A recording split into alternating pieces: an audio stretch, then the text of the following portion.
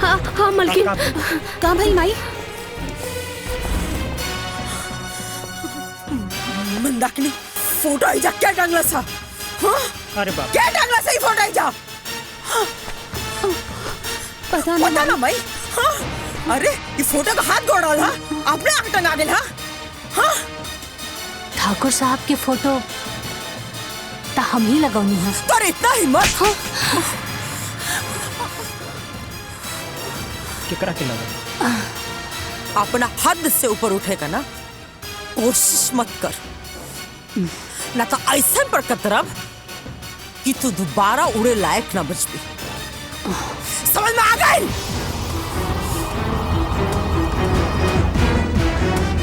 राउर ई जोन गुरूर बा और ई जोन हुकूमत बा ना, एक दिन ओकरा के अपन पाँव के नीचे ना झुकावनी तो हमरो नाम साची ना।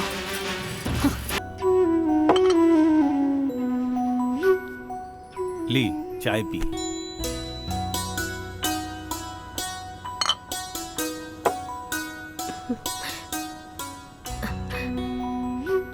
दीदी, ई लोग के पास कोनो पैसा वैसा नहीं के। 2 लाख के झारखंडी कार से आइल बाड़े लोग।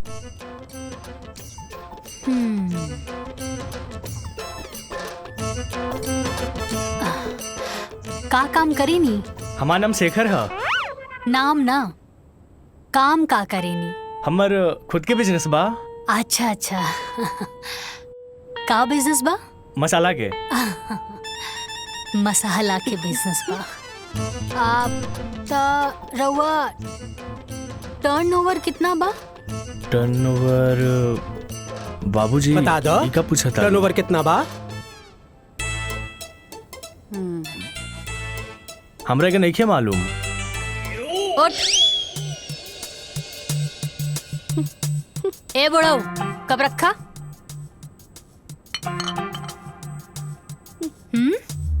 धोखेबाज। अरे ई लोगन के ना बाबूजी कोनो बिजनेस नहीं खे, ना मसाला के ना कुछ। अरे हमके तो लागता कि आटा के चक्की भी ना बा इन लोगन के लगे। ई लोगन के जब टर्नओवर के मतलब नहीं खे पता तो ई लोगन के का मालूम बा। और अभी ले तू लोग बैठल का बाड़ा, उठा उठा। अरे बाबूजी लड्डू ले ली। अरे निकला यहाँ से, निकल बाहर। चला। तू तो बेइज्जतियां करवा देला। चला। अरे बेटी ये का कइलू तू? अरे बाबूजी एक नंबर के फटीचर आदमी बाड़े और के लेके आयल रहे ऐसा रिश्ता। हाँ अरे कामधारी काका। ई कामधारी काका के पास भी ना कोनो ढंग के काम नहीं खे। जैसे वो फटीचर बाड़न ना, वैसे ही फटीचर रिश्ता भी लेके आवेलन। अरे साची से बियाह करे खातिर कोनो ऑडी फॉर्च्यूनर बैंक बैलेंस लेके आए, तब जाके साची सोची है कि शादी करे के बा कि ना कि ऐसा 5 लाख झारखंडी कार वाला। हाँ।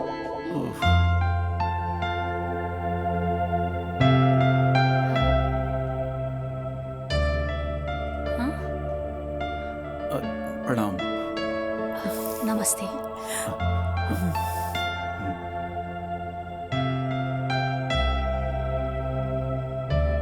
काका रवा एकदम सही खात रानी है।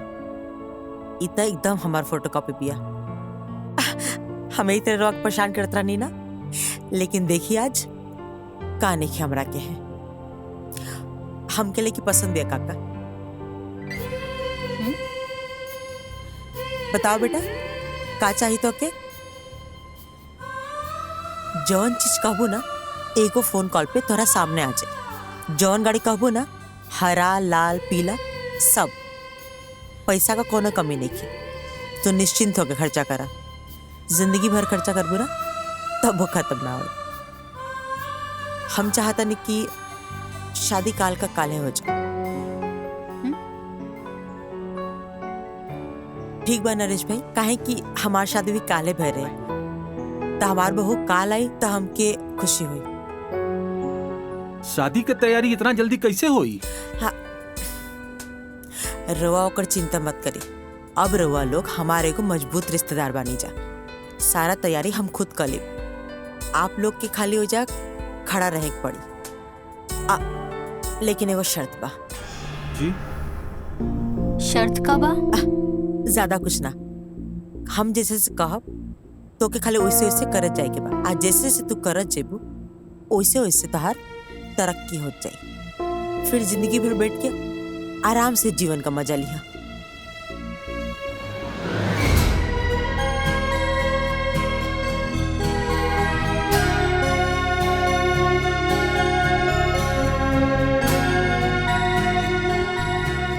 कुछ कम होता बता दे जा।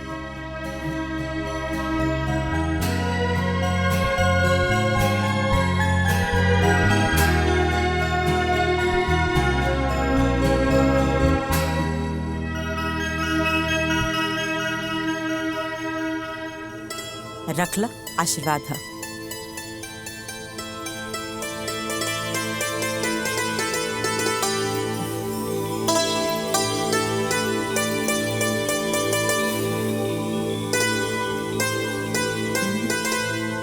अब तो शादी तय हो गई। हाई लीजा मिठाई पूरा मोहल्ला में बंटवा दीजिए। ठीक बैठे, आज्ञा दीजिए। खुश रहा। चला।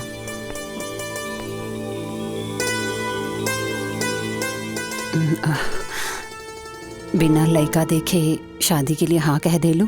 छोड़ी ना माई, अब रिस्क ले लेनी तो ले लेनी। अरे बेटा, कल शादी हो जाएगा, घर बस जाएगा, ओकरा बाद देखल जाई कि कौन केकरा के इशारा पे नचावता। अरे बेटी, उ देवकी के हम जाने ली।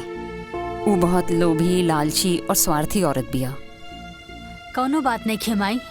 अरे हमरा के भी तो पता चले कि वो खास काम और जरूरी काम उनकर का बा। काहे परेशान बड़ा? नहीं नहीं, कुछ नहीं। माँ का फोन है। हाँ माई, प्रणाम।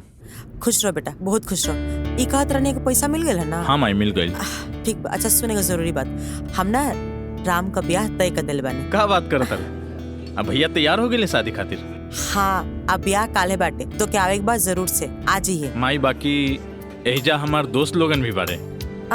तो का हो गई, सबके ले लिया। अच्छा लागी, बाराती करी सब लोग। ठीक बा माई, ठीक बा, प्रणाम। हाँ चल, खुश रहो बेटा। का बोल रही है मम्मी? राम भैया के शादी तो फिक्स हो गई बा। अच्छा। हाँ। हमनी सब के चले के बा बारात में। पर पापा? या तहर पापा तो ऐसे भी हमनी के शादी ना होके दिए। तो चला हमार दुनिया में।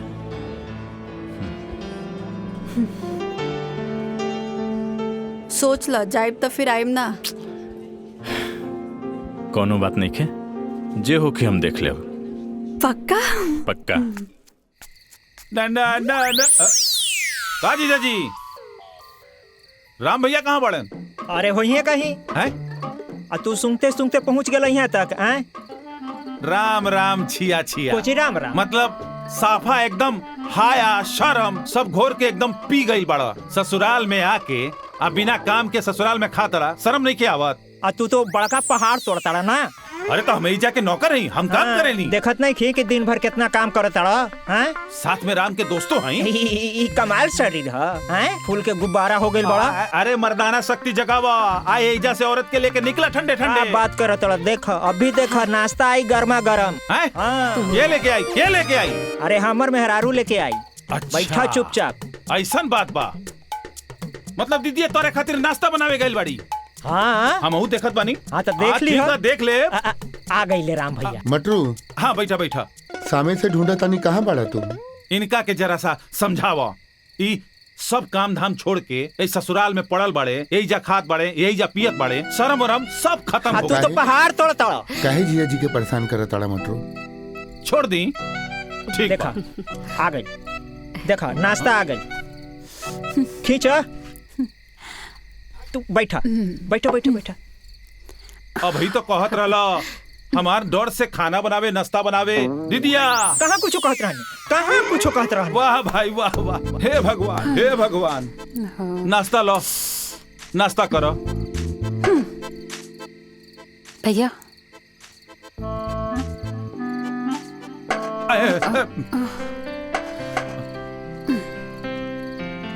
प्रणाम माई। खुश रह।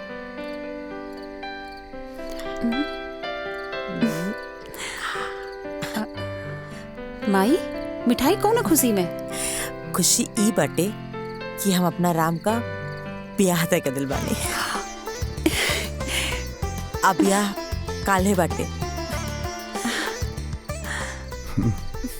माई लक्ष्मण की कॉल कैलू? हाँ हाँ, तोरा लक्ष्मण के फोन कर दिल बानी। ऊ कल आ जाए, तू परेशान मत हो। फिलहाल तो हमरा संगे चला, तोहर कपड़ा खरीदे के बाद। ठीक। चल।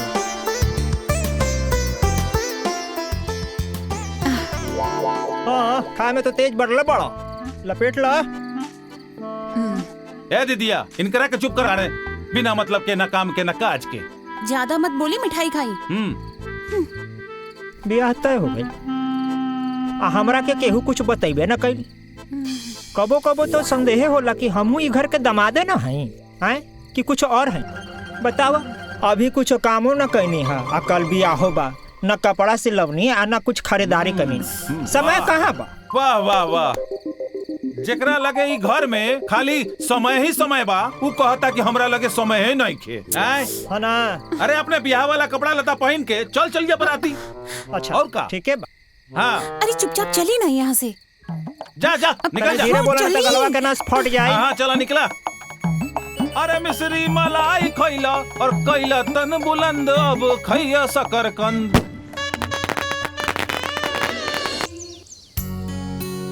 दाइमा ली, जी मालकिन। राम आऊ को दुल्हन का आरती आप उतारी।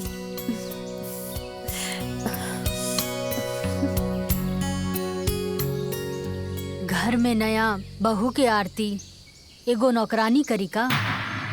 ये नौकरानी ना हमार दाई माँ बड़ी। दाई माँ मतलब नौकरानी ही होला ना? दाई माँ का करबो दुल्हन, राम इतना ना दाई माँ का के उनके प्यार करना कि अच्छा छोड़ा जाएगा, कौन बात नहीं। तू आवा, कलश की लात मार के भीतर आ जा।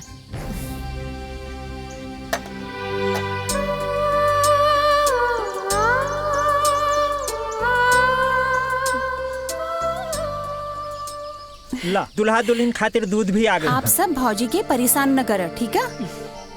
अरे दीदी, हमनी भौजी के परेशान ना करता नहीं, हमनी तो जान पहचान बनावे आइल बानी। का जीजा? माई माई। अरे काहे परेशान करता सन? चल जा सन, आजो का आराम कर दसन। जा पार्टी कर सन। हाँ, शुभ काम में देरी कैसन? पार्टी मनौला ढेर दिन हो गइल बा। चला। हाँ, रवा की तो यही सब में मन लागत। हाँ, चलो चलो चलो चलो चलो पार्टी मनावे। चला। दुल्हन हाइला, दुल्हन तहर मुंह दिखाई।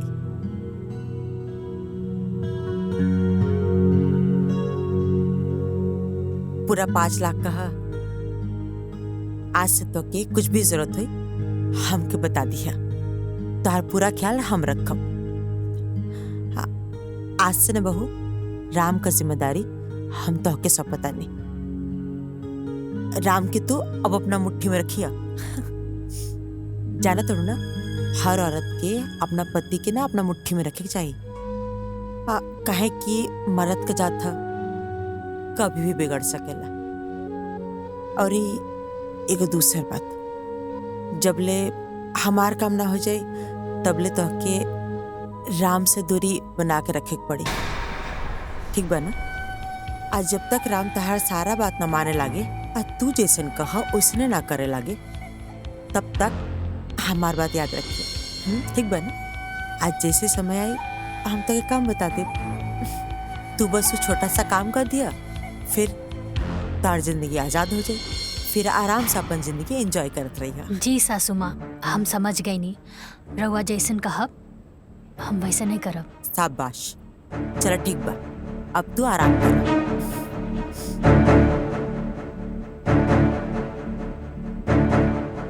कैसन माई बिया जे अपन बेटा के ही अपन पतों से दूर रखे के बात कर दिया। बियाह त लोग घर खानदान बढ़ावे खातिर करे ना लोग। खैर, हमरा के का करे के बा, जे हुकुम चलावे के बा चलावे दा।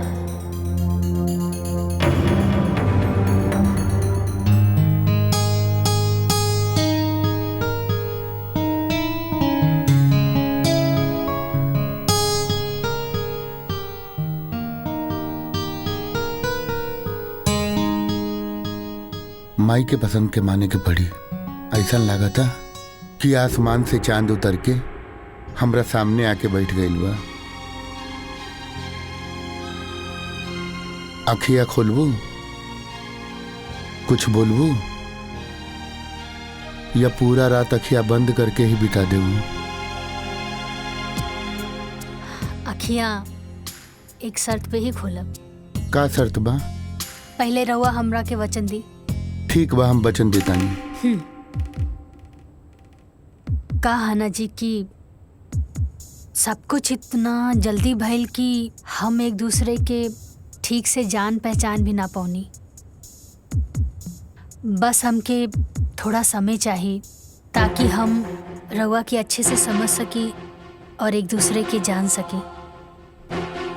ठीक। हाँ?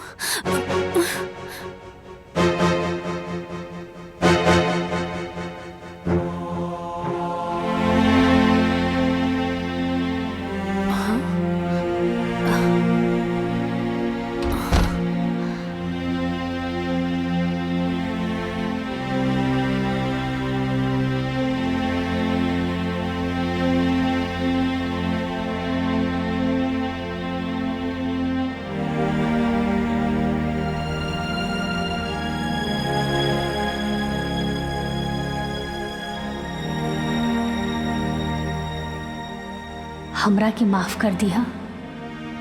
थैंक यू भगवान जी। रवा तो हमरा के सब कुछ दे देनी, बस कुछ दिन के बाद बा, ओकरा बाद हमने के एक हो जाई। हाँ।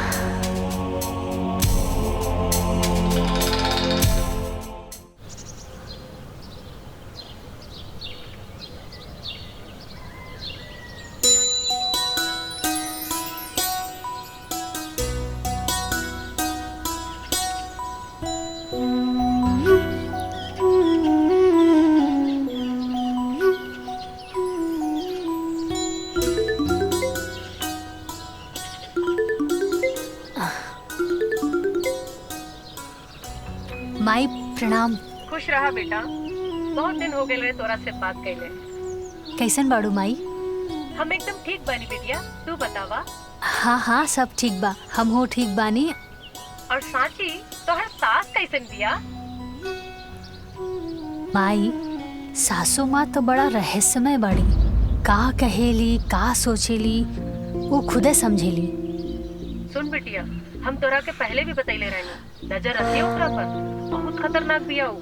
अच्छा ये सब छोड़ा माई, ये बतावा कि बाबूजी कैसन बाड़े? ठीक बा बेटा। पूछत रहले कि साची के फोन आयल कि ना? ठीक बा माई, अब हम फोन रखत आनी, बाद में बात हुई। ठीक बा? ठीक बा।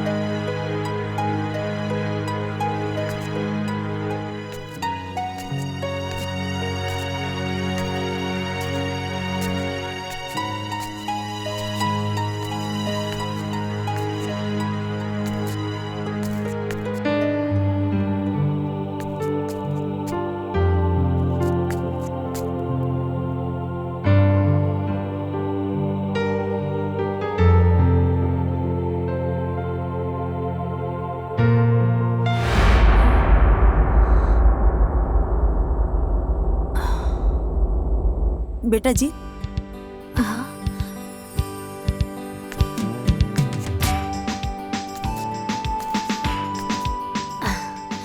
बोली ना सासू माँ। धन देख के ऊपरे ताकत रहबो का? माई बाबूजी संस्कार निखर सिखौले। सॉरी।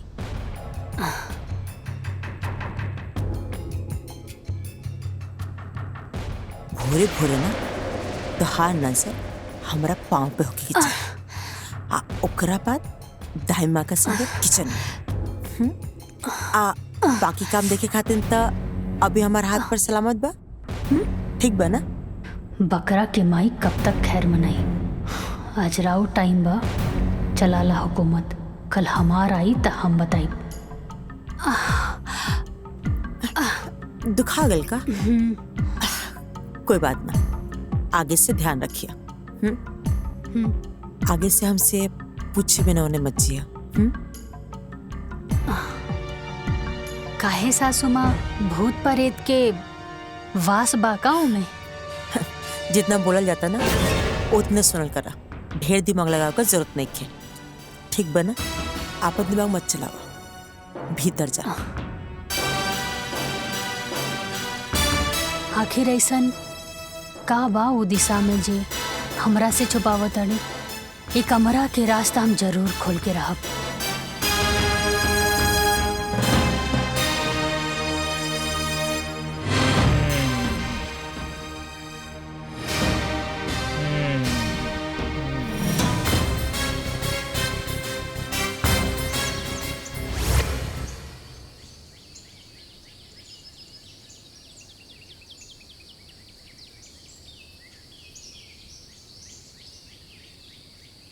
भौजी तने एक मिनट। हाँ बोली ना पाहुन, का बात बा? बैठे अब बैठे। बैठी ना रहुआ। तब कहीं भौजी का हाल चाल बा? हाँ पाहुन, सब कुछ ठीक बा। कैसन लागल घर दुआर और इमे रहे वाला लोग सब? हमरा छोड़ के बताएं। सब केहू अच्छा बा।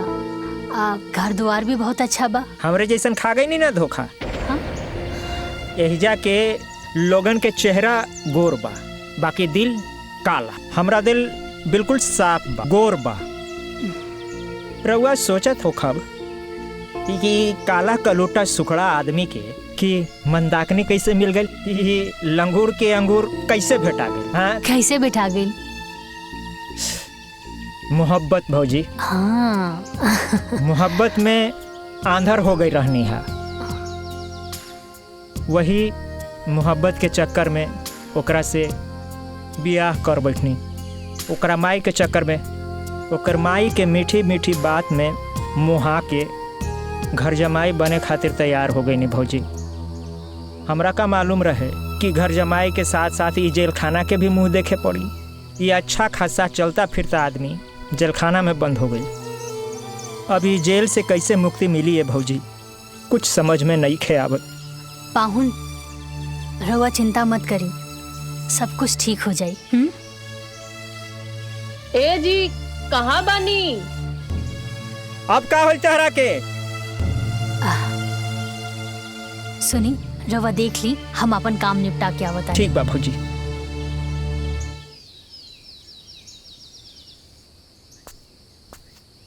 अरे प्रिया, अभी तक तू तैयार ना भइलू? चल फटाफट तैयार हो जा। जौकी लोग भी तैयार हो गए हैं, छोड़ दी है तरह। चला, ताकि तू फिर वहाँ आके हमारा इस्तेमाल कर सका। एक बात कान खोल के सुन ले लक्ष्मण, तार झांसा में बहुत आ गई नहीं। अब यहाँ से हम कहीं न जाए। हम घरे जाए के सारा रास्ता बंद हो चुकल बा। प्रिया, हम तहरा से कहले बानी हम माई से बात करब।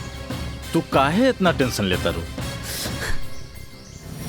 कह दिया नी ना कि हम कहीं ना जाए, मतलब कहीं ना जाए। तू जाके पहले माई से बात करा, फिर हम यहाँ से कहीं जाए। बहुत हो गए लक्ष्मण तुहार। हम कहनी है ना बात करब, तू समझत काहे नहीं खूब? बस ठीक बा। ये बात सुनत सुनत हमके 5 साल बीत गए। अब बहुत हो गए। अब तुहार हम एक भी बात बर्दाश्त ना करब। तू जा अपन माई से बात करा और सारा बात क्लियर करा, तब हम यहाँ से कहीं जाए। वरना तू भूल जा कि हम कहीं जाए। अब तो तुहार भाई के शादी भी हो गई बा। ठीक बा, ठीक बा, ठीक। दिमाग अपन शांत रखा। अभी तैयार हो जा फटाफट। वहाँ जौकी लोग तहर इंतजार करत हुई हैं। तू तैयार हो जा फटाफट। हम जा तनी माई से बात कर। तू निकला, ठीक बा?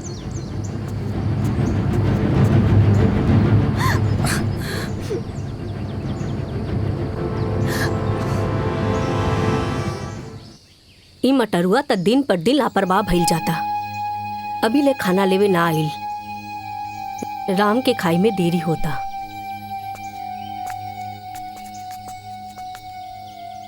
दाइमा रवा केहू के इंतजार करतानी का? मटरुआ अभी ले ना आई। राम के खाना खाई में बहुत देरी हो जाई। अरे दादी हम ले जाके टिफिन दे देतानी। लाई।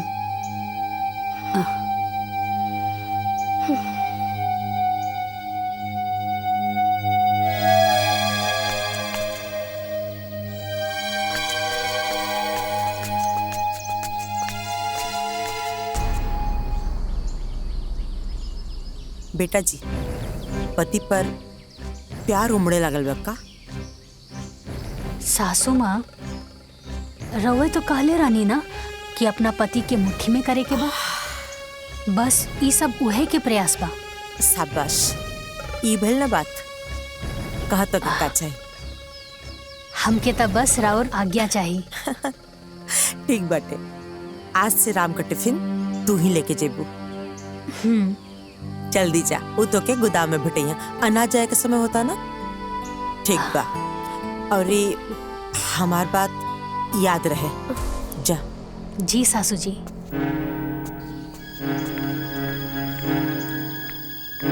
एक बार बस हमार सासू माँ जी के काम खत्म हो जाए, ओकरा बाद हमके हमार पति से मिले खातिर केहू ना रोक सकेला।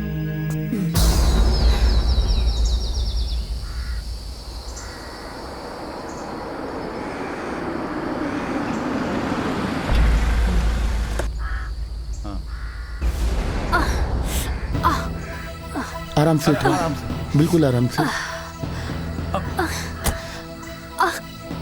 रुका। हम डॉक्टर के बुलावता नहीं। चलिए।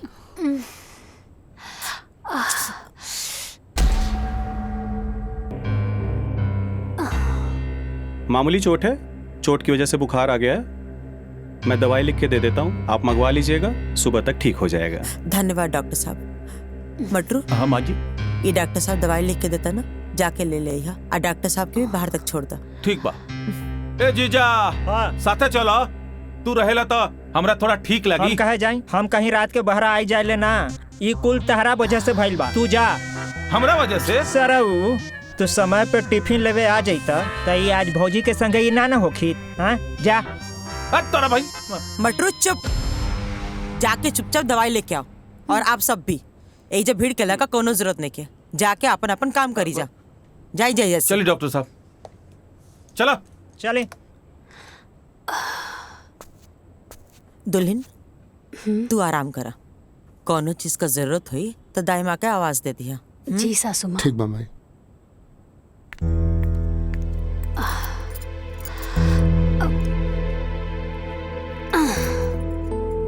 अरे रहे दी ना रहुआ, हमके कम्बल दे दी।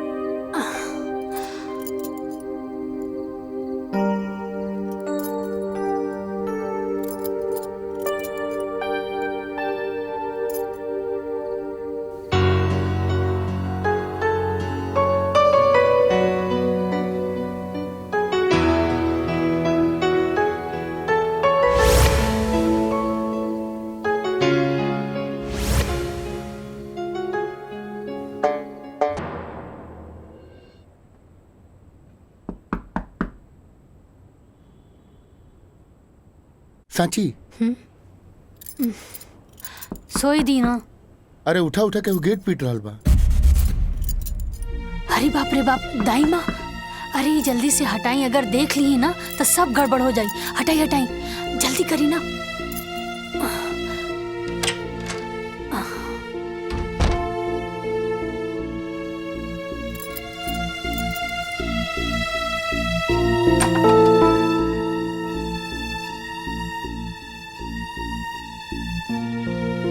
अभी ले तू लोग सुतल बाड़ा जा। ली चाय पी ली। दाई माँ, एक छोटी सी गलती की वजह से रउआ अभी ले हमरा से नाराज बानी। आपन बेटी समझ के हमरा के माफ कर दी ना। हम तो तोहके ओ दिने माफ कर देने रहनी हा, तोहसे भला काहे नाराज रहब। तू तो लक्ष्मी बाड़ू ही घर के। जल्दी से तैयार हो जा, काहे की मालकिन 2 दिन खातिर बाहर जाए वाली बाड़ी। अच्छा ठीक, बहुत काम बा, हम जाता नहीं। हाँ।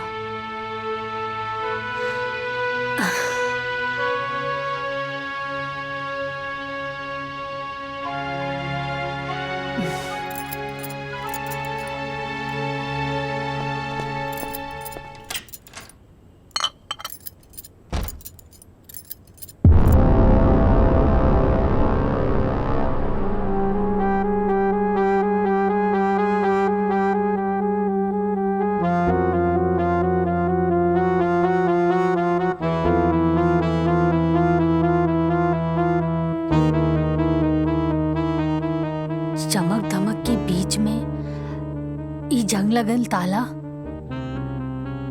कहीं कमरा में कोनो राज तो दफन नहीं खे।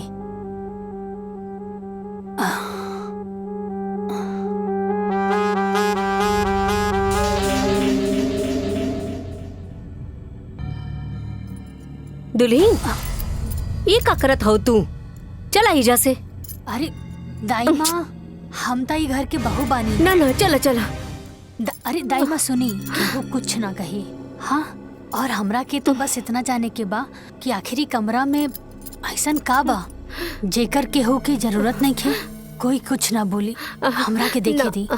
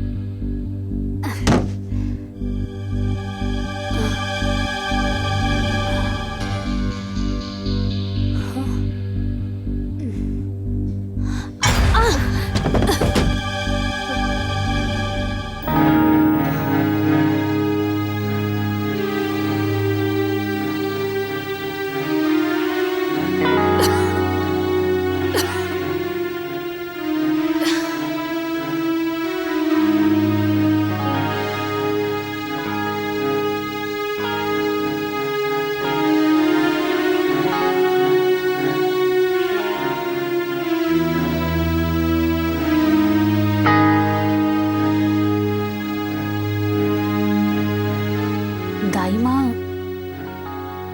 ई के बा? ई मालिक के तस्वीर बा दुल्हीन।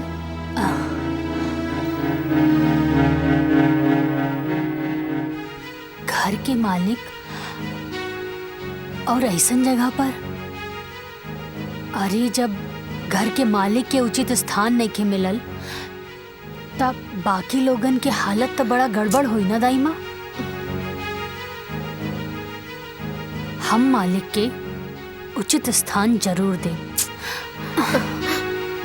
ना ना दुल्हीन, ना।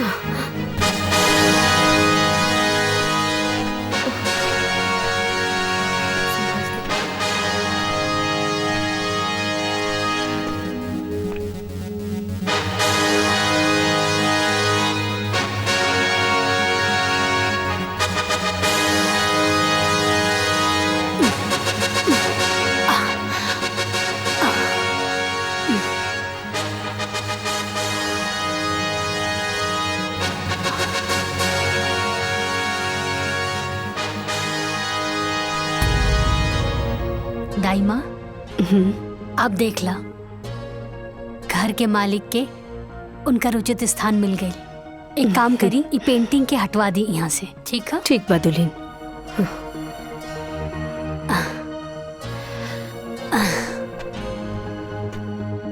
बाबूजी की फोटो वो कबाड़ खाने में, लेकिन काहे?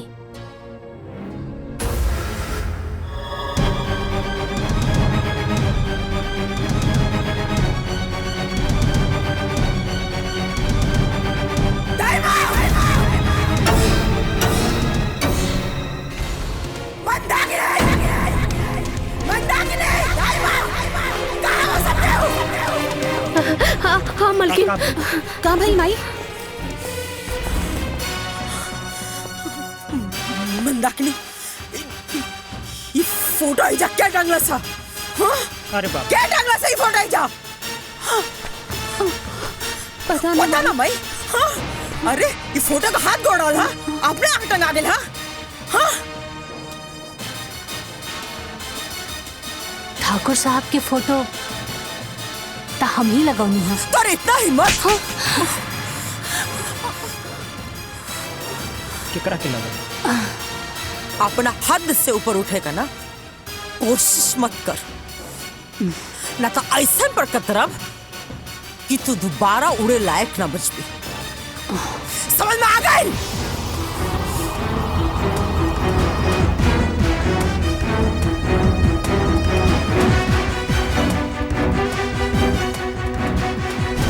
का भइल माई? कुछ ना बेटा, वो साची ना तार बाबूजी का फोटो लगोले बाड़ी।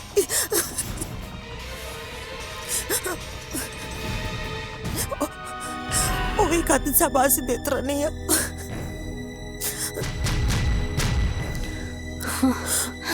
चुप हो जा माई, मत रो माई। माई हम ओके कैसे समझाई कि हम आज ले उनकर फोटो इजा काहे ना लगौन?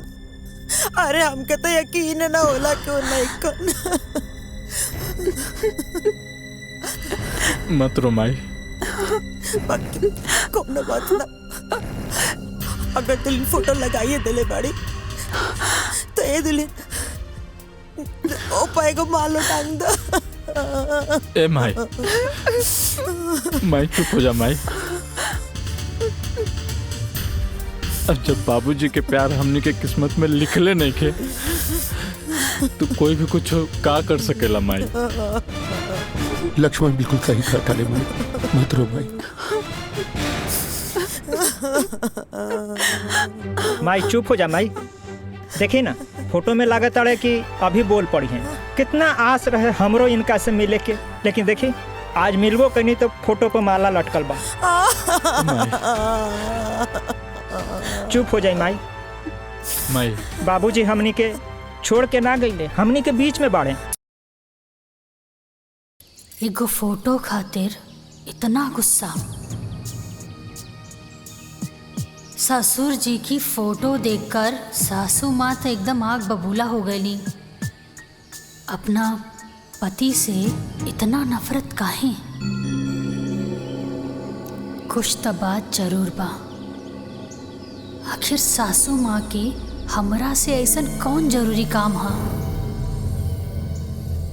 कहीं एकर मतलब ई तना कि हमरा के हमार पति से ना मिले देवे के हिस्सा भी यह प्लान के बा।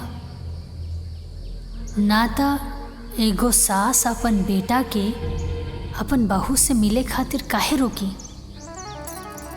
हाँ।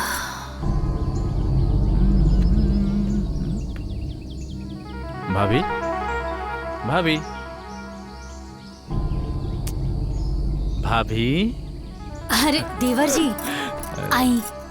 का भाभी, भैया के याद आवता का? ना ना देवर जी, ऐसा कोनो बात नहीं खे। तो फिर इतना स्ट्रेस में तो पहले कबो ना दिखात रहने। का बात बा, तबीयत ठीक बा ना तोहार? हाँ देवर जी, तबीयत ठीक बा। कहाँ बानी?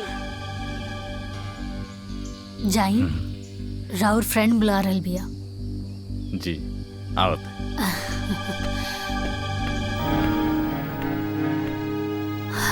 आखिर केकरा से पूछी जे हमरा के सच बतावे। दाइमा,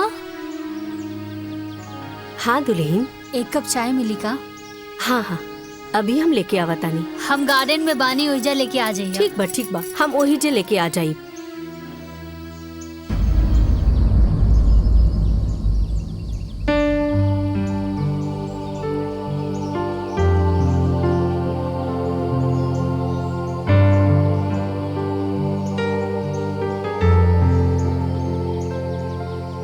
दुल्हन, हाँ हाई चाइला लाई दाइमा।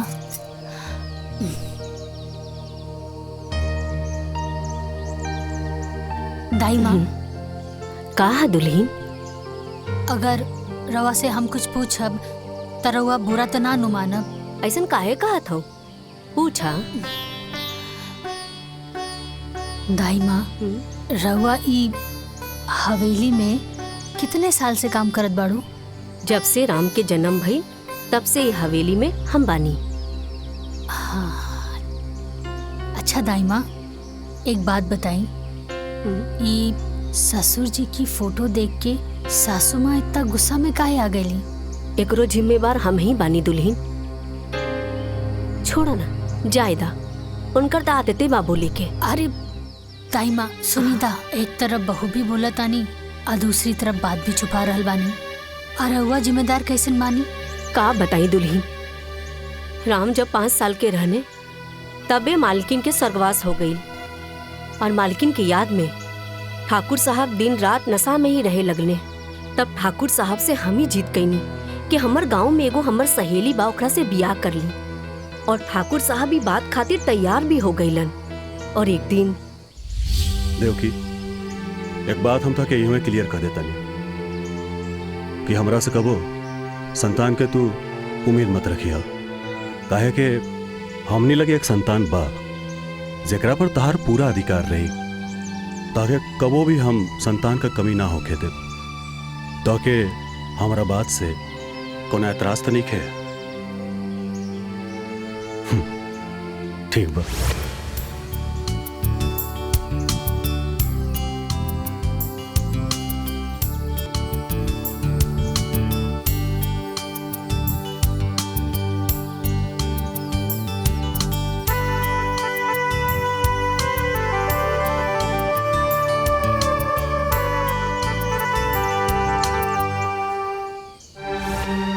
फिर का भइल? ठाकुर साहब जी के साथ का भइल? ठाकुर साहब के तो बड़ा दुख भरल कहानी बा दुल्हन। फिर देवकी के जीत के आगे ठाकुर साहब हार गईले। देवकी, कौने धर्म संकट में डाल देलू? हम तो से पहले ही कहले रहली नू कि हमके और बच्चा ना चाहिए, और फिर कहता नहीं कि एकरे बारे में ना सोचा। ठीक बा ठाकुर साहब, हम भी अभी ना जहाँ था देवकी, दाएं ने खबरदार, जोन मरे एक बात कहलू। ठीक बा, तू जैसन कहबू वह हुई, पर भगवान खातिर मरे के बात मत कर।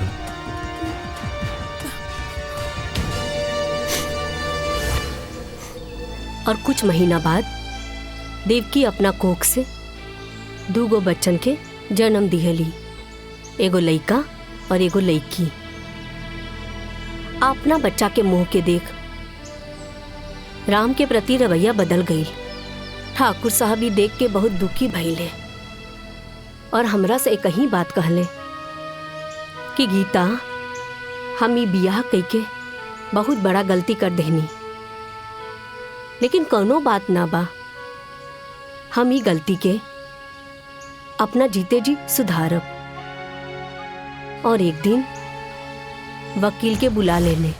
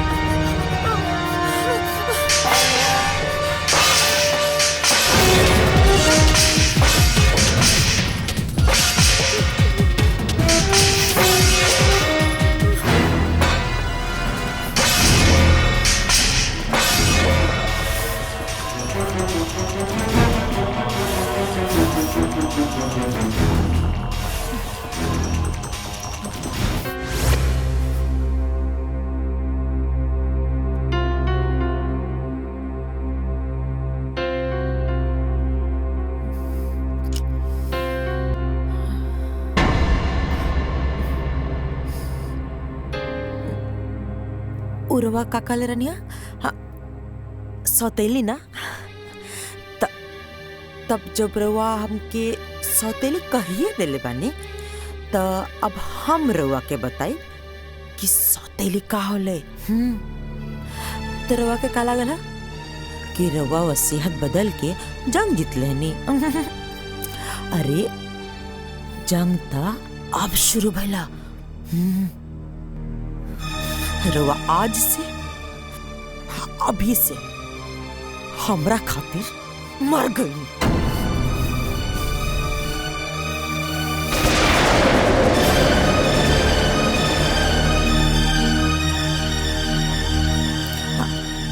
रवा के का लागल ई जो एक्सीडेंट भइला वो इत्तेफाक रहला।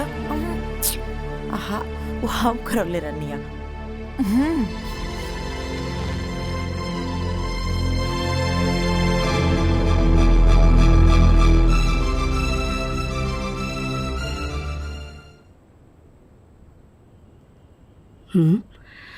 अरे मालिक कहाँ गए? हाँ? हाँ?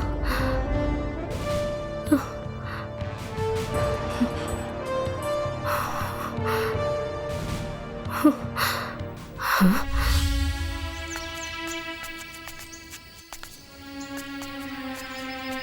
ओकरा बाद ठाकुर साहब कहाँ गईनी? ठाकुर साहब के का भइल हमनी के कुछो पता न चलल। बहुत लोग तो इहो कहेला कि देवकी ओकरा के मरवा देले। अगर हमके पता होखित कि हमार सहेली अंदर से ऐसन बिया था तो हम शादी करवैती ही ना। हमके अपना सहेली माने के बजाय एगो नौकरानी मानतिया। ई सबके तो जिम्मेदार हम ही हई। रउआ से कोनो गलती ना भइल बा। रउआ तो बस अपन फर्ज निभानी है। का दाई माँ तोरा लगे कुछ काम नहीं खे का?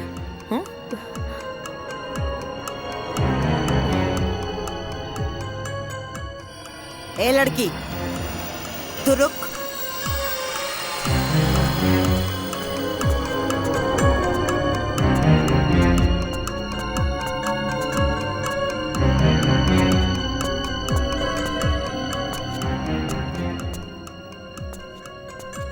बेटा जी इसन कौन विशेष मीटिंग चलत रहा कि सुबह से साँझ हो गई? सासू माँ आज तक हम रउआ से कबो कुछ पूछनी है का? आपका हवा पानी बदले खातिर भी हमके राउर इजाजत लेवे के पड़ी। एगो फोटो टांग के हमके उल्टा जवाब दे के हमरा खिलाफ जाके तू साबित का कल चाहत अड़ो। तो हर दू कौड़ी का औकात हम चुटकी में बर्बाद कर दे। जहाँ से आई बड़ू ना ओइजे उठा के फेंक दे। सासू माँ हम इतना मूर्ख नहीं थे। हम ही घर में बियाह करके आइल बानी और रहल बात औकात के ता आज भी ई घर में हमार औकात राउर औकात से ना बहुत ज्यादा बा। काहे कि ई पूरा घर के मालिक हमार पति बाड़े। और रउआ के हमरा से कोनो काम रहल ना जौना खातिर रउआ हमरा के घर में लेके आईनी। हमरा के सब पता चल गई बा। रउआ के हमार सिग्नेचर चाहत रहे ना और हमार पति के अंगूठा। यही खातिर रउआ हमार पति के मूर्ख बना के रखनी और अपन बेटा के शहर भेज के पढ़ौनी लिखौनी। पता चल गई। ज्यादातर हम वो जहरीली नागिन है जेके एक बार डसले पे नहीं तो उठ के पानी भी ना मांगेला। सासू माँ नागिन प्रजाति के त रउआ पार कर देनी, एमे कौनो शक नहीं खे। लेकिन रउआ नागिन ना, रउआ बानी आस्तीन के सांप। जे पालेला उहे के रउआ डसेनी। रउआ शायद ही भूल गईनी कि जौन हवा पानी में रउआ पल पोस के आयल बानी उहे हवा पानी में हमहू पल पोस के आयल बानी।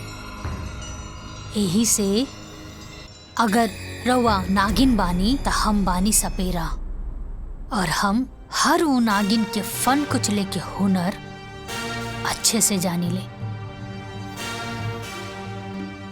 राउर ई जोन गुरूर बा और ई जोन हुकूमत बा ना, एक दिन ओकरा के अपन पाँव के नीचे ना झुकावनी तो हमरो नाम साची ना।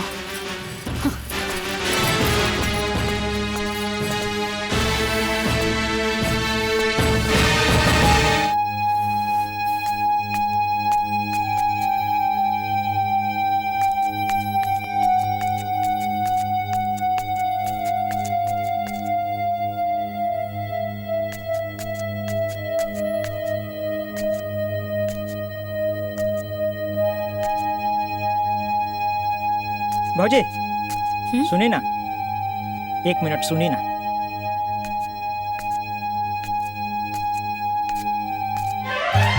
अरे हे दुर्गा, हे काली, हे लक्ष्मी, हे सरस्वती, हमरा कोनो प्रकार से ये घर से बाहर निकालिए भौजी, हमरा उद्धार करी। अरे बाहुनी, ई रउआ का कर रहल बानी? हाँ उठी, अरे पहले उठी। उठ गई नहीं, हम रउआ के बात मान गई नहीं, बाकी रउओ के हमारे वो बात माने की हुई। बीए पास, पढ़ल लिखल है, अपन पैर पर खड़ा होखल चाहता नहीं, बिजनेस करल चाहत बानी, लेकिन वो हमार सास हमार राह में कुंडली मार के बैठल बाड़ी। भौजी कुछ उपाय करी। देखी हम रउआ के हिम्मत के देखले बानी, वो शेर बिया तो रउआ सवा शेर है। कोनो प्रकार से हमरा ये घर से बाहर निकाली है भौजी। You are iron lady. भौजी की जय। अच्छा सुनी पाहुन, हम जल्दी रउआ खातिर कुछ करब, लेकिन अभी हमरा के जाए दी, कुछ जरूरी काम बा, समझी? जी जी जी ठीक बा ना? जी भौजी, जाइन जाइन, लेकिन जल्दी ये कोशिश करब ये भौजी। लेकिन का भइल? बात नहीं करे के हमके। अरे लेकिन कुछ बताइबू कि का एक भइल? बार कहा तेने की बात नहीं करे के तो नहीं करेंगे। तो के एक ही बात बार बार बताए पड़ी, समझ में नहीं क्या हम का कहते नहीं। जा तू यहाँ से। अरे का हमार बात सुना, काहे इतना गुस्सा कर? लक्ष्मण, ये घर में अला कितना दिन हो गए, तू का के लेके आयल हमरा के कि भैया के शादी होते ही तुम माई से बात कर लेबा। अब तो भैया के शादी भी इतना दिन हो गई, तू का चाहता रहा तोहर घर में हम दोस्त बन के रही? तहर जब मन करला तू मस्ती करे आ जाला। अरे इतनी बात माई से बात कर ला शादी के लिए, और तो के माई से बात करे में इतना काहे डर लगा था? तू ना बात कर सकेला तो बोला हम बात करी माँ जी से। तू हमार बात सुना, तू इतना हड़बड़ात काहे बारू? सही वक्त आते ही हम माई से बात करब। बहुत हो गल तोहार, ये बात सुनो सुनो हमके 5 साल बीत गई। अब तू जा यहाँ से, हमके नहीं क्या बात करके, तू जा यहाँ से। सुना, अरे वाह, ये तो कमाल हो गई। देवर बाबू शहर से डिग्री ना बीवी लेके आयल बाड़े, और ये खबर से घर वाले बेखबर बा। हरी तो ब्रेकिंग न्यूज मिल गई साची। आई सासू माँ, बतानी। मलकिन, नाश्ता में इतना देर? हाँ, लेके आ बतानी। यहाँ को नाटक मत करिए, ओके? पीछे लड़ियाल चला तारू। यही जे बैठी ना, यही जे बैठी।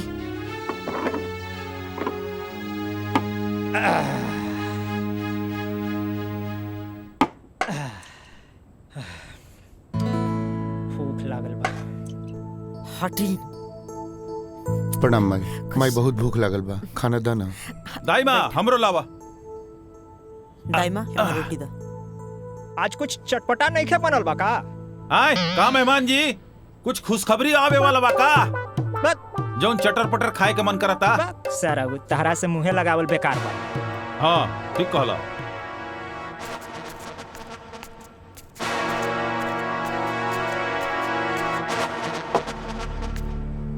दाई माँ हमरो दा भूख लगल बा। हाँ ठीक बा।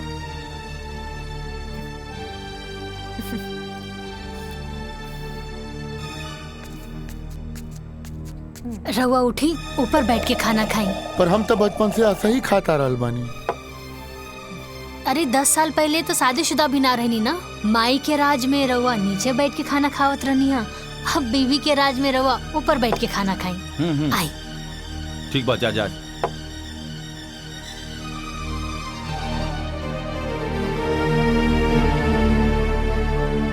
आई बैठी।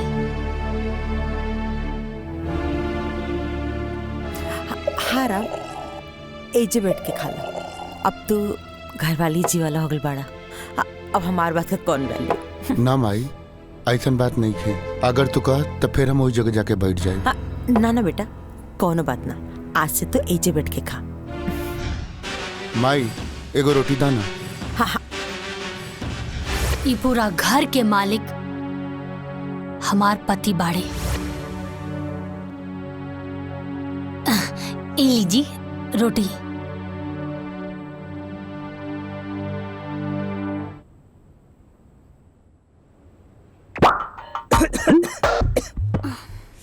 कितना तीखा भाई सब।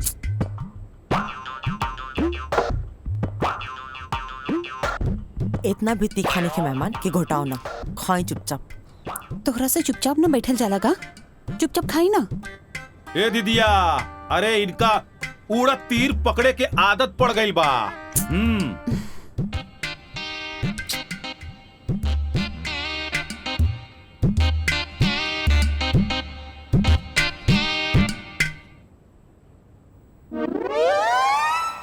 देवर जी, प्रिया राउर सिर्फ फ्रेंड ही बिया या फ्रेंड से कुछ ऊपर? अरे हमार कहे के मतलब है कि फ्रेंड ही बिया तब तो ठीक बा, काहे से कि अब राउर उम्र भी हो गल बा बिया करे खातिर। ता हमनी के गांव में लड़की ढूंढल जाए का, काहे से कि हमार गांव में ना बहुत सुंदर सुंदर लड़की बिया। का सासू माँ? बहू तो के लक्ष्मण का चिंता करेगा कोनो जरूरत नहीं है, अभी होकर माई जिंदा भी है। हम आप सबसे कुछ कहल चाहता नहीं।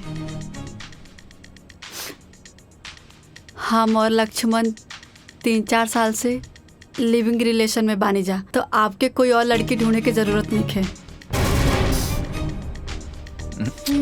हाँ माई, प्रिया सही कह रहल बिया।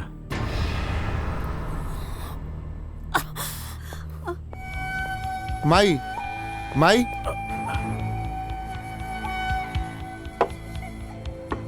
लक्ष्मण लक्ष्मण, जा जाके माई से तू माफी मांगा। भैया तू हो चला ना। ना हम न जाए, तू जाके माफी मांगा। ठीक।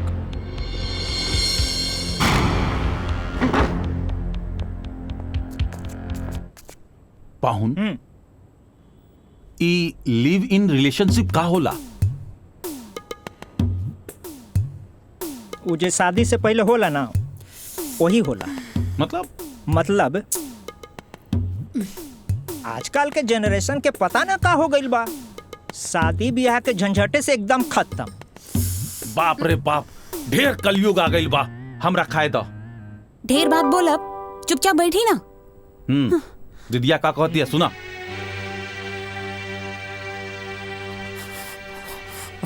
पानी सिर से ऊपर जाए लागल बटे, अब जल्दी कुछ ना कुछ करेगा पड़ी।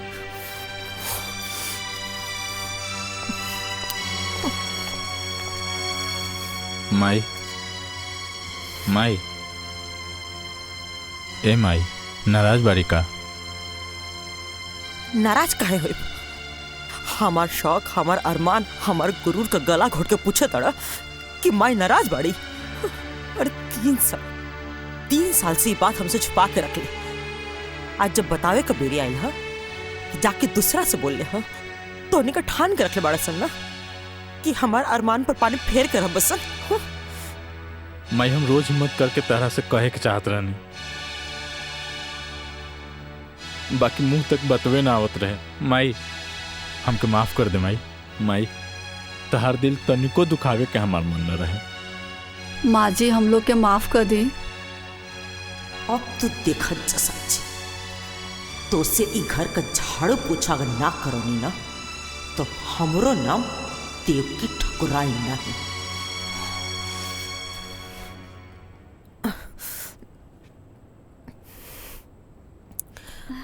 प्रिया तो हमके शुरू से पसंद रही बुद्धू।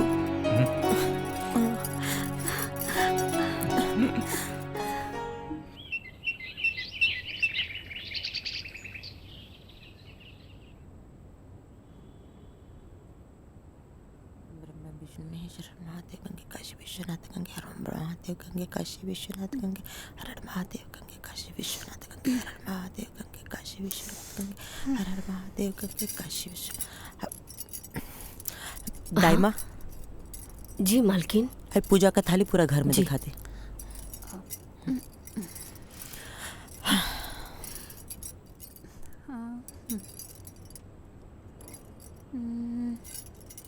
प्रिया बहू।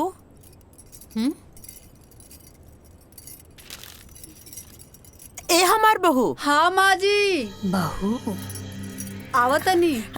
निक लगा था ना।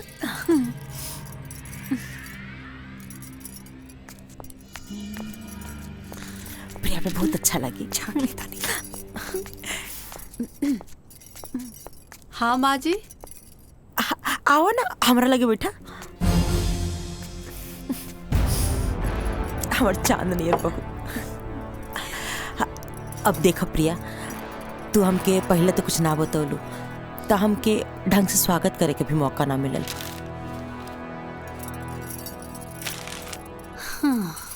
ना तो हम इतना धूमधाम से तुम्हारा स्वागत करती ना कि जमाना का खुलल का खुलले रह जाए। बाकी कौन बात ना, अभी भी देर नहीं भइल।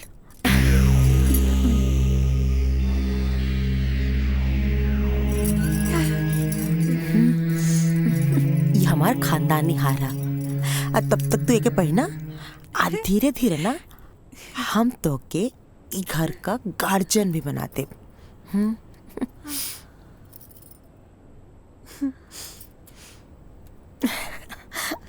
प्रणाम भाई। खुश रख। लक्ष्मण। हाँ माई। प्रिया का मम्मी पापा जी के ना संदेशा भेज दो कि हम वो लोग से रिश्ता का बात कर चाहते नहीं। माई हम तरह से बोले के भूल गई नहीं।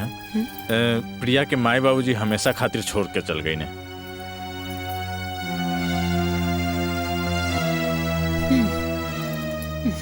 हाँ तो का भेल, हम प्रिया का माई हैं आज से।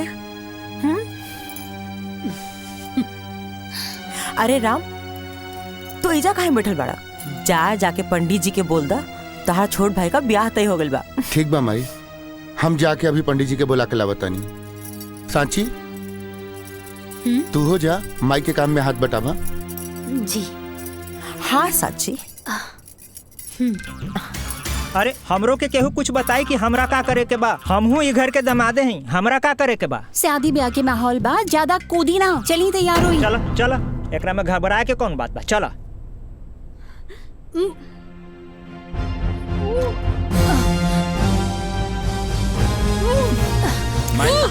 माई असली भाभी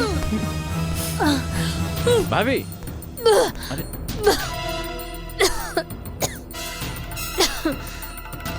और ये तहार खुशी देख के मुंह बनावती है। चाय दे जरूरत दिया। हाँ तो हई देख, हई सन हमारा लगी कम से कम 10 को बा। का बोल भाभी? भाभी ठीक तो बानी ना? हाँ देवर जी हम ठीक बानी, बस उल्टी आ गई। भाभी डॉक्टर बुलाई का? अरे ना देवर जी हम ठीक बानी। और रउआ एजा का करत बानी? राउर तो शादी के बाद चला था ना, जाई तैयारी करी। भाभी हम ठीक बानी, रउआ जाई। ठीक ठीक बा।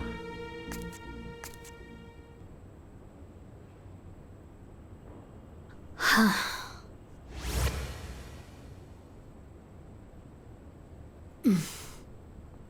सांची हम का भइल, तोहार तबीयत ठीक बा ना? हाँ हम ठीक बानी। लक्ष्मण बतावत रहे कि तोरा उल्टी भइल रहे नीचे। खुशखबरी बा। हम तोहार तबीयत के बात करत तानी और तू खुशखबरी के बात करत तानी। रउआ पापा बने वाला बानी का? साचो? हाँ। कबले हम पापा बन जाए? हम जाके माँ के बता क्या बता। अरे बैठी था। अरे अभी बहुत टाइम बा, और सासू माँ के हम समय देख के बता दे। काहे से अभी घर में शादी ब्याह के माहौल बना। बधाई हो पापा जी।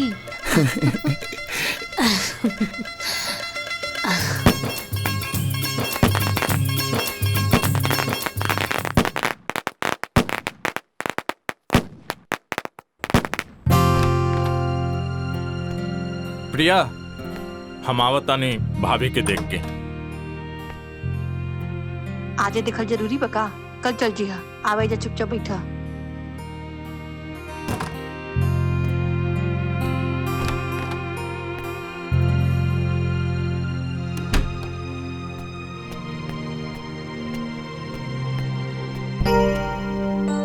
का भइल भाभी? ठीक तो बानी न रहुआ? तबीयत ज्यादा खराब हो गई बा लगता। भाभी कहीं तो हम डंडार हेल्थ में कॉल करके डॉक्टर से अपॉइंटमेंट ले ली। अरे नाना देवर जी, हम एकदम ठीक बानी और ये सब करे के कोनो जरूरत नहीं खे। और रउआ एजा का कर रहल बानी? जाई, प्रिया इंतजार करत हुई। अरे ना भाभी, पहले हमरा खातिर रहुआ लोगिन बानी, ओकर बाद प्रिया। हा लक्ष्मण, तू टेंशन मत ला, हम बानी नु। तू जा, प्रिया तहार इंतजार करत हुई। अब देखिए, जा जा जा, रउआ सब लोगिन ठीक बोला बा। तानी, बाकी मन न करता यहाँ से जाए के। जाई देवर जी, इंतजार करत हुई। ठीक बा।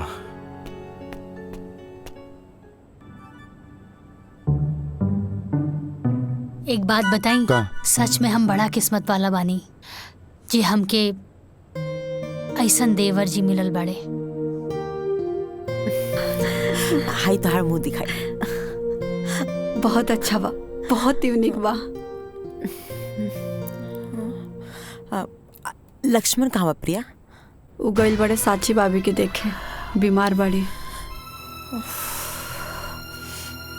हमार तो अपने लेकर पराया हो गई बा। हमार लड़का मतलब? प्रिया, ओ राम हमार अपन बेटा ना हा। अरे उ सौतेला ह, सौतेला।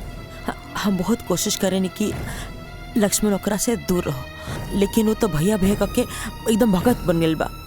अब तू ही सोच दुल्हन, का हम इहे दिन खातिर ओके पढ़ौले लिखौले रहनी हा कि वो जाहिल गवार का पीछे पीछे घूमत रहो? हाँ, बाकी प्रिया, अब हम ये चाहता नहीं ना कि तू लक्ष्मण के अपना मुट्ठी में रखा। हाँ, कोशिश करिए कि लक्ष्मण जितना हो सको वो नौकरन से दूर रहो। हाँ हाँ, ठीक बाटे, तो अपन ध्यान रखिए, ठीक बा? आराम करा।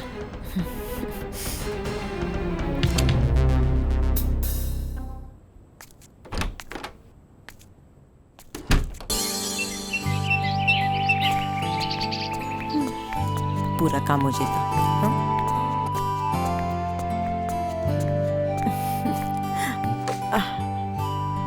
प्रणाम माई।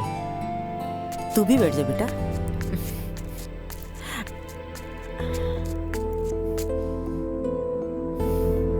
प्रणाम भाई। प्रणाम भाई। दामाद जी सुबह से दिखत ना रहनी, कहीं व्यस्त रहनी का? थोड़ा काम रहे, इनकरे साथे तो रहनी। जीजा जी हमरे साथे रहले हम आई। काम सही चलता ना? हम आई ठीक चलता।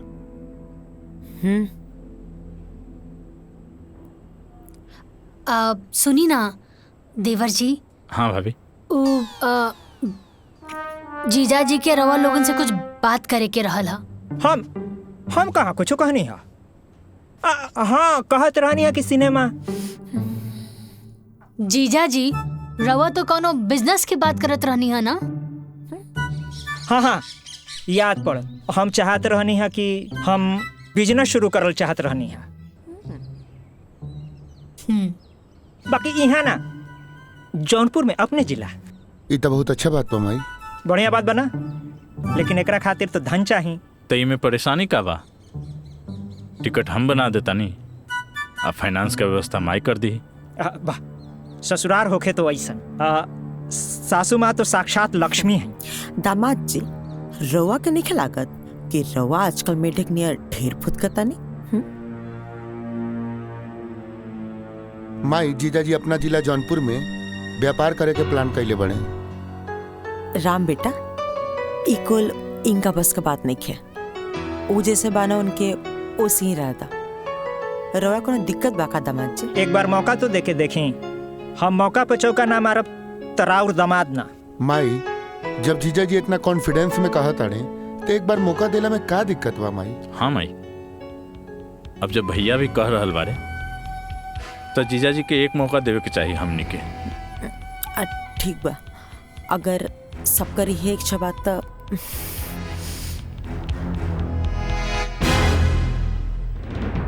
जिया जी हमरा टिकट बना देता नहीं। ला खाली हम अकेले थोड़े जाए। अब बिजनेस बा तो नया नया बिजनेस शुरू करब तो हिसाब बखरा खातिर कोई तो चाहे न, साथ में मंदाकिनी जी हैं तो काम आसान हो जाए। अरे हाँ जीजा जी तो एकदम ठीक तक कह रहल बाड़े। अब देखी ना, सासू माँ ससुर जी के गैला के बाद ये पूरा हवेली के खानदान के बिजनेस अकेले संभरले बानी। कुल हिसाब किताब अम्मा जी अकेले देखत बानी, और हमनी के भी देखी हमनी कैसे पूरा अपन ससुराल के जिम्मेदारी उठावत बानी। अब अगर मंदाकिनी जीजा जी के साथ में जई हैं तो उनके बिजनेस में बढ़ोतरी होई ना। का अम्मा जी सही कहा तानी ना? तो ठीक बा जिया जी, हम दोनों जना की टिकट बना देता नहीं। हाँ देवर जी कर दी।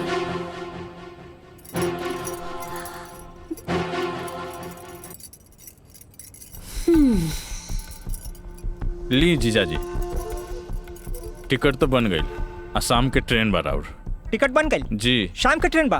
तहार बहुत बहुत धन्यवाद। ठीक बात है, चलो चल जल्दी चलो, सामान पैक करे को हुई। चलो चलो चलो। अरे सुनो ना, सुनो सुनो, चल चल जल्दी चल चला। ढेर मानी सामान बिखरल हुई, सबके समेटे के हुई। चलो चलो, अरे चला ना, चलो चल चल चल चला चला। प्रिया हाँ जा तू हेल्प करा। ठीक बा। हम मठू के बोलैले आवतानी। भैया हम भी चलता नहीं। आओ चला। जमाई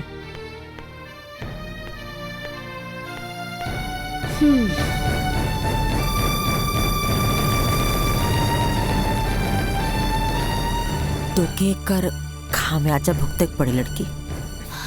भोगी तो अब रउआ सासू माँ, और देखत रही कैसे एक एक करके सब केहू के रउआ से दूर कर दे।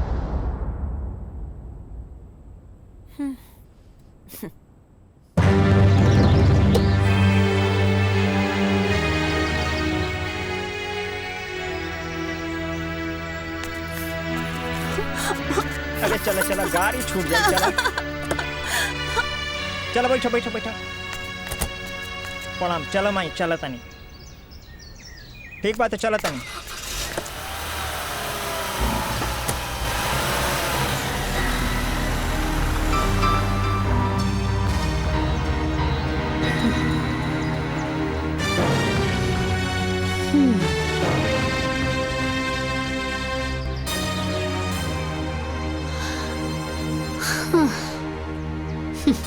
ए मटरू, रुको रुको रुको।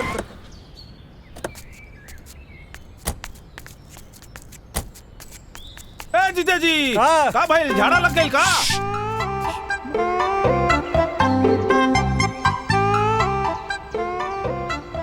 हे भगवान, हमरा ससुरारी के रास्ता के मुंह ना देखे के पड़े।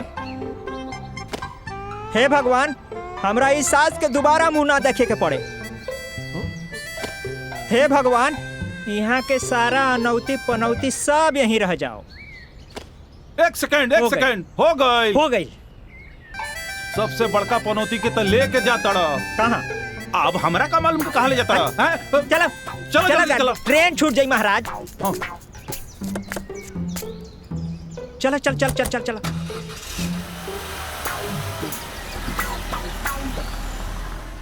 दाई माँ,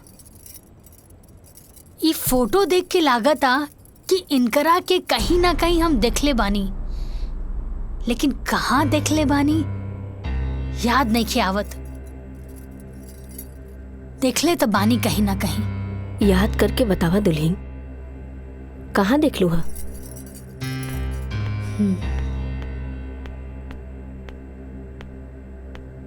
दाई माँ, एक कप कॉफी मिली का?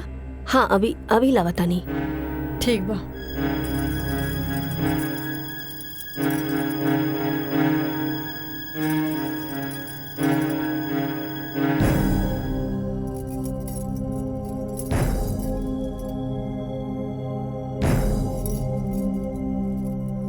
दाई माँ, हाँ कॉफी बनावे में कितना टाइम लगा था? बस हो गई, अब ये लागत नहीं। पता न कहाँ से सब उठ के आ जाला।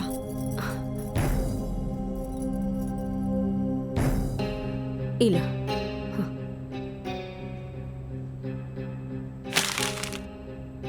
इतना टाइम लागेला कॉफी बनावे में? यू बास्टर्ड जाहिल गवार, तुमको सेंस नहीं का? दुल्हीन वो गलती से गिर गई ला। प्रिया, तमीज नहीं खे का कि अपने से बड़ से कैसन बात कल जाला? अरे कम से कम दाई माँ की उम्र के तो लिहाज रखा। लिहाज आप करी, काहे कि आपके नौकरानी और मालिक के बीच के फर्क नहीं के पता। अरे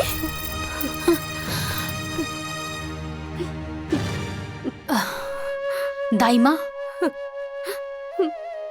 दाई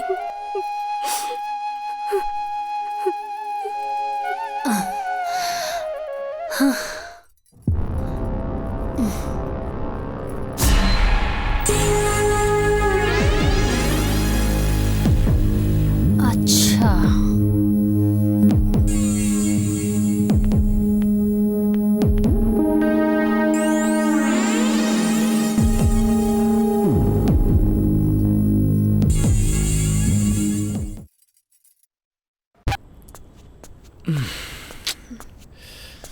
अरे वाह, क्या बात बा, आज तो कुछ ज्यादा ही सुंदर लगा तारू।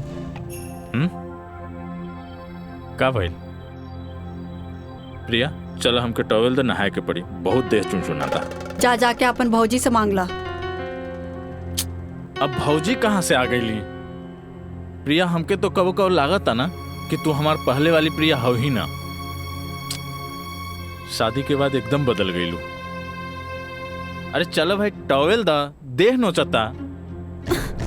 देह नोचे चाहे माथा, गवार वाला काम करे में बड़ा मजा आवेला ना। गवार मजदूर के साथ रहत रह तू मजदूर हो गल बड़ा। अगर मजदूरी करे करला तो इतना काहे पढ़ला लिखला? प्रिया अपना जवान के लगाम दा। का गलत बोलता नहीं, मजदूर के मजदूरे बोलम ना। प्रिया वो हमार भाई हा। भाई है तो का गवार हा? प्रिया लक्ष्मण,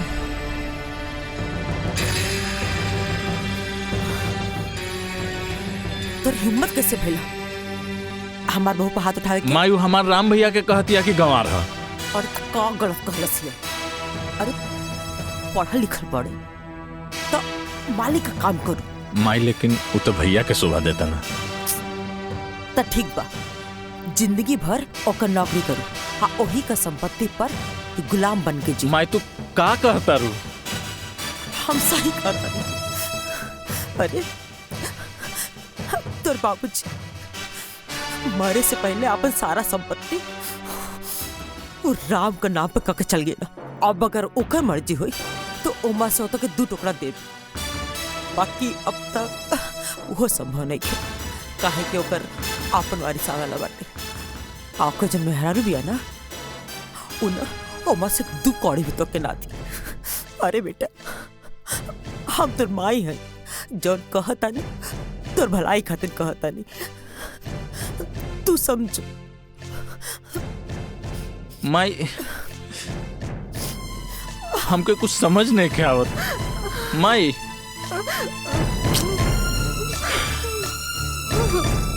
का हो रहा बस समझ में नहीं के आती। राम भैया, राम भैया, ओ राम भैया।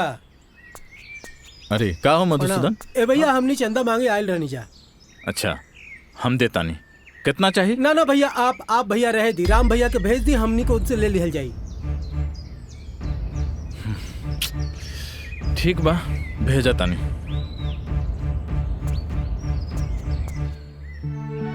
देखा राम भैया आ गए। भैया का भइल मधुसूदन? भैया हमने मंदिर में पूजा अर्चना खातिर चंदा मांगे आयल बानी। अच्छा, कोनो बात ना, हर साल के तरह ए साल भी पूरा पूजा के खर्चा हमरा तरफ से। ठीक है भैया। है ला पैसा। जी भैया। कोनो चीज में कमी ना होके के चाहिए। ठीक है भैया। निसंकोच कोनो बात हुई तो बताइए। जी भैया, प्रणाम। ठीक बा। प्रणाम भैया। लक्ष्मण, का भैया? नाश्ता कइला है? हो गई। हम मटरू भाई थोड़ा बाहर जाता नहीं काम से, तू खेते पे जाके पानी पटा ली है। भैया आपन काम ना खुद ही करे के चाहिए। ऐसे भी हमके अभी बहुत काम बा अपन प्रोजेक्ट पे। आई पढ़ाई लिखाई हम खेती गृहस्थी करे खातिर नेखे कहीं ध्यान रखिया। आदमी अधिक पढ़ला लिखला के बाद थोड़ा सा डिस्टर्ब हो जाला का। चुप छोट भाई बा चल। हाँ चला।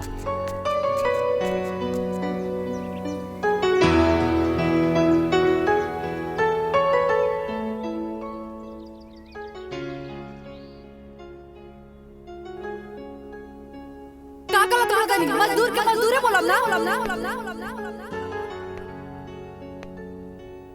जिंदगी भर की ओकर नौकरी कर, हाँ ओही का संपत्ति पर गुलाम बन के हम सही अरे तोर बाप मरे से पहले अपन सारा संपत्ति वो राम का नाम पे करके चल गया। अब अगर ओकर मर्जी हो तो उमा से के 2 टुकड़ा दे और खाली फोने में बात करता रहा बका मैं मिले के मन ना करला। तार भैया का जन्मदिन भी आवे वाला बाटे, हो सके तो समय निकाल के आ जाइए। अगर मजदूरी करे के ला त इतना काहे पढ़ला लिखला।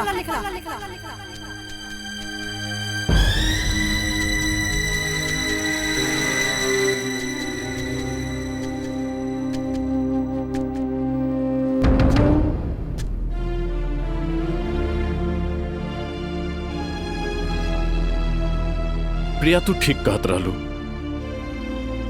हमार नाम के एक भी पहचान अपन गांव वाले के सामने नहीं है। तो के हम उहे न समझात रहनी। हाँ अब सही समय बाटे अपन मुट्ठी टाइट कर दे, न तो सब कुछ ना रेत का नियर निकल जाई। तो माई ओकरा खातिर का करे के पड़ी? विशेष कुछ ना करे के पड़ी, खाली वसीयत का पेपर पे राम से अंगूठा लगा के पड़ी, वो लड़की से साइन करा के पड़ी। बस पूरा दौलत संपत्ति के सब कुछ के तो इकलौता वारिस हो जाए। ई काम हम आज का आज ही कर दे। राम के तो हम जैसे बोलो उससे कली, बाकी टेढ़ा खेर बिया लेकी। बाकी जो भी हो आज तो फैसला हो के रहे।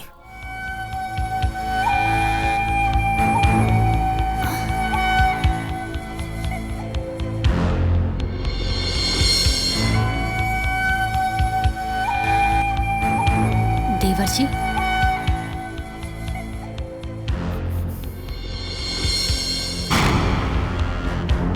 सासू माँ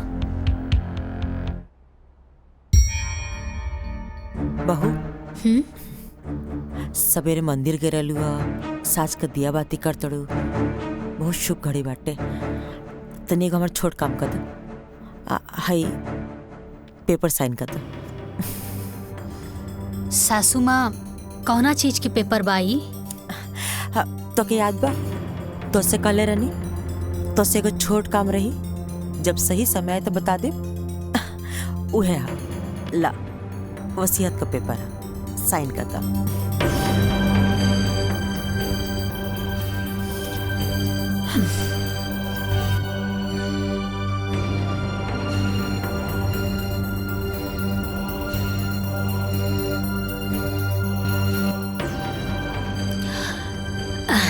ब्रह्मा विष्णु महेश भी कहीं है ना सासू माँ, तब वो जाकर हम ही पेपर पे साइन ना करब। भाभी कर दी साइन। अच्छा एकर मतलब कि सब लोग एक हो गइल बाड़ा, कोनो दिक्कत नहीं के। रउआ सब लोग मिल के भी ना हमरा सामने कुछ नहीं के। और सासू माँ जब रउआ हमरा से हारे लगनी तापन पतो और बेटा से मदद लेवे लगनी। अरे रउआ के कुछ ता शर्म करे के चाहत रहे। हाँ इतना प्यारा देवर जी के मन में भी रउआ जहर घोल के रख देनी। अरे 6 बार भाभी अगर एक शब्द भी और हमार माई के खिलाफ निकलल तो हमरा से बुरा कोई न होई। हाँ हटी देवर जी हटी। भैया अब समय आ गइल बा, हुकुम के इक्का के।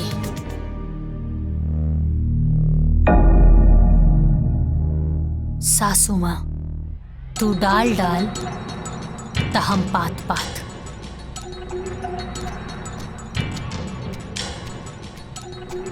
प्रणाम माई। खुश रहो। राम। हाँ माई। माई क्या बेटा? ठीक बा। कैसन रहा दिन? सब अच्छा रहे माई। बिजली ना रहे तो सिंचाई ना हो पाएगा। कल हम करवा दे। कोनो बात ना। राम जी माई। से कुछ मांगब तो अपने माई की देबा। माई सब तो तोरे बा, का चाही तारा के? आज तक तू हमरा से कुछो नहीं के मंगलू। कुछ चाही नहीं, बस ये पेपर पर तारा अंगूठा चाहिए।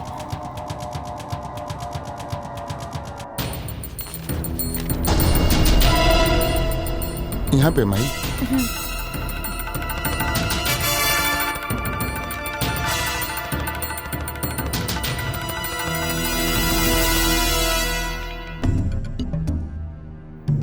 बस बस कहा था ने बेटा कि अगर साची के बोल के भी साइन करवा दे तो अच्छा रे। ठीक बा माई, हम करवा देता नहीं। साची, साची जी यहाँ आवा। आवता नहीं।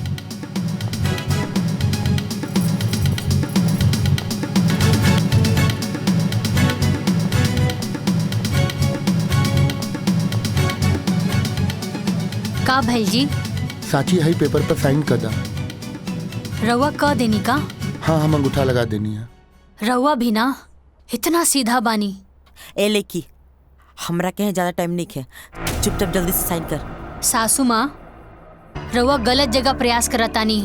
हम कहनी ना कि हम ई पेपर पे साइन नइखे करब और कबो ना करब। साची जिद मत करा, साइन कर दा। रउआ के पता भी बा कि का बा? अरे वसीहत के पेपर बाई। ए लेकी ते चुपचाप साइन कर बिक्की। हाजी तुर सुहाग को मिटा के रखती।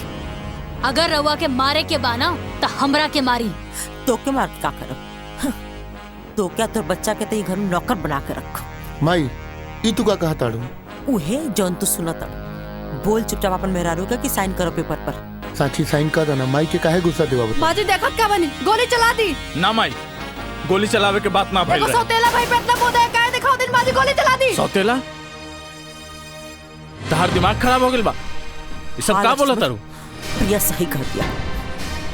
ई राम तो हर सौतेला भाई हो। माजी गोली चलाई। ना माई, ना माई, माई ना। माई ए जी, माई का कइलू? ए जी, ई का हो गइल? अरे दाई माँ। अरे ये तारा के मत कैसे भाई भाई पर हाथ उठावे। दाई माँ। माई का भइल? ए बेटे माफ कर दे माई। ये बच्चा माई के नहीं के पता भाई का कइले बा। अरे 9 महीना माई कोख में रख के अपना खून के दूध बना के पिया बेली, तब बेटा दुनिया देखे के लायक बनेला।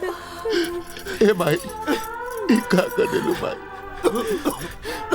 अरे एक बार हमरा बोल के तो देख तू।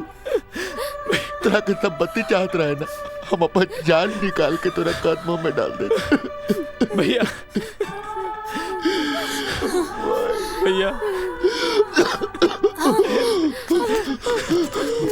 भैया बेटा बेटा राम भैया आखिरकार तू हमरे बेटा के मार देले। माई ए खातिर ब्याह के लाइन लड़ी तारा। माई का कर देलू माई? कोने जन्म का बदला ले तारू तू हमसे। लेके चले अस्पताल लेके चले। भैया राम लेके चले। राम जल्दी जल्दी जल्दी।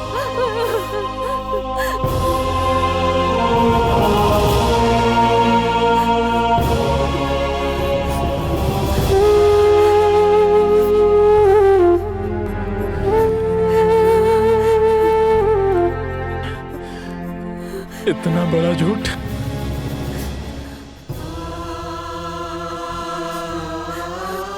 हमके तो तू कहले रहलू हमार बाबूजी ना मारे।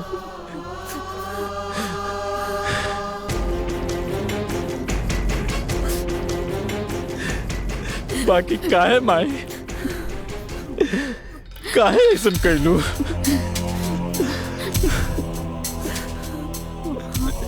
ना ना चाहिए हमके धन संपत्ति, घर दुआर।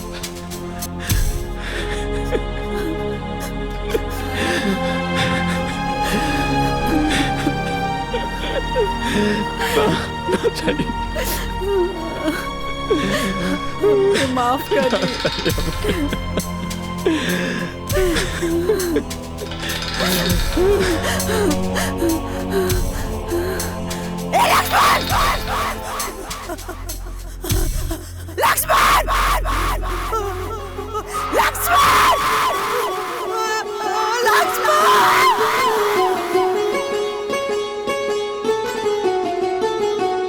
ठीक हो ठीक बानी ना? हाँ हम ठीक बने। आराम बाबू, होश आ गए। लक्ष्मण हाँ भैया। कैसन बाड़ा तू? हम ठीक बानी भैया, रउआ ठीक हो जाई, सब ठीक हो जाई। हम ठीक बानी। मन में मैल रहल जे भी वो, मन में मैल रहल जे भी वो, सबका मैल धोआइल बा। काहो खेला खून के रिश्ता सच में आज बुझाइल बा। काहो खेला खून के रिश्ता सच में आज बुझाइल बा। हर आँख में लोर भराइल बा, हर आँख में लोर भराइल बा, हर आँख में लोर भराइल बा, हर आँख में लोर भराइल बा। तू मत रो भाई। अरे तोरा हमरा से थोड़ा भी नफरत ना होला? हर कोनो बात से कबो हम बुरा मन लिया माई। मत रो माई, मत रो माई। तू माफी मत मांग माई।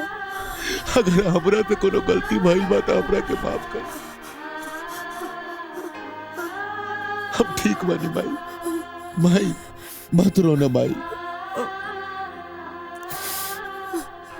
मत रो।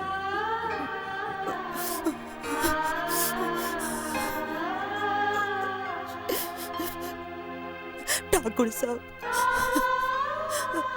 रवा भी हमके माफ कर दी। अरे अरे हम लोभ में आके ना अपन फर्ज भुला गए रहनी। हमार परिवार हमके लौटा दी, हमार परिवार हमके लौटा दी ठाकुर साहब। देवकी, सुबह के भूलल अगर शाम के घर आ जाए तो ओकरा भूलल ना कहल जाला। देवकी, गलती हमार है। अगर हम ताके सौतेली ना कहती तो तू सौतेला व्यवहार ना कर तू।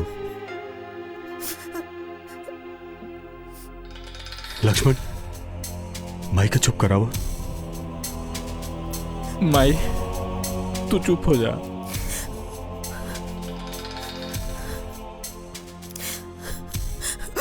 बहू, हम सबसे बड़ तो हार गुनाहगार बनी। अरे तू तो हमारा घर का लक्ष्मी रहलू, लेकिन हम तोरा संगे कितना गलत कही, कितना गलत। तो कि जौन सजा देवे के बा तू हमके दे दा, बाकी हमके माफ कर दा। माई, माई, रउआ के प्राश्चित कैला के कौनो जरूरत नहीं खे। राउर एक एक आंसू ई बात के गवाही देता कि रउआ निश्चल बानी। और माई कहल जाला ना कि अंत भला त सब भला। और सासू माँ, अब सॉरी माई, अब कौनो शर्त वर्त तो नहीं खे ना?